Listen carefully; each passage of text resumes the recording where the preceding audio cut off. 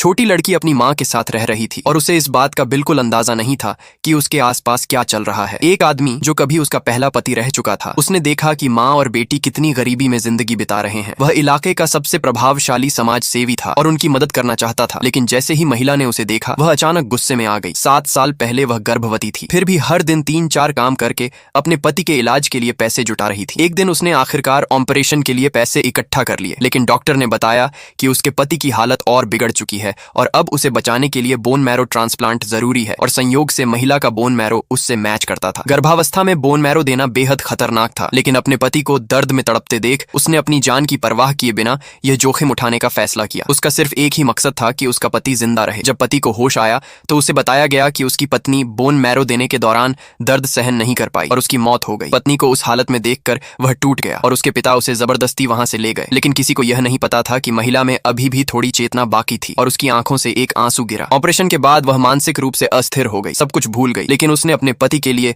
एक बेटी को जन्म दिया। 7 साल तक छोटी लड़की अपनी माँ की देखभाल करती रही। वह सड़कों की सफाई करके पैसे कमाती थी और जब काम नहीं मिलता तो सामान ढोती थी। प्यास लगने पर वह फेंकी हुई पानी की बोतलें उठाकर पानी पीती और खाली बोतलें बेच देती। कभी कभी वह लोगों से हाथ जोड़कर मदद मांगती और जो भी उसकी मदद करता उसे झुककर धन्यवाद देती। वह इतनी मेहनत सिर्फ इसलिए कर रही थी ताकि अपनी माँ का इलाज करा सके। उसे दुनिया की ज्यादा समझ नहीं थी, वह सिर्फ इतना जानती थी कि अपनी माँ के साथ रहना ही उसकी सबसे बड़ी खुशी है। लेकिन तभी उस आदमी का दोबारा आना उनकी जिंदगी की शांति को तोड़ देता है। महिला अचानक उठकर उस आदमी का हाथ पकड़ लेती है, लेकिन उसके साथ खड़ा सहायक उसे धक्का देकर गिरा देता है। आदमी को उसे देखकर एक अजीब सी पहचान महसूस होती है। महिला की बिखरी यादें उसे परेशान करने लगती हैं और वह खून की उल्टी करने लगती है। छोटी लड़की अपनी माँ को इस हालत में देखकर घबरा जाती है। सहायक कहता है कि उसने तो बस हल्का सा धक्का दिया था और महिला नाटक कर रही है। छोटी लड़की गुस्से में अपनी माँ की रक्षा करने की कोशिश करती है। आदमी को लड़की पर तरस आता है और वह कुछ पैसे फेंक कर वहां से चला जाता है। महिला जमीन पर गिरे पैसे उठाने लगती है और कहती है कि इससे वह अपने पति का इलाज करा सकती है,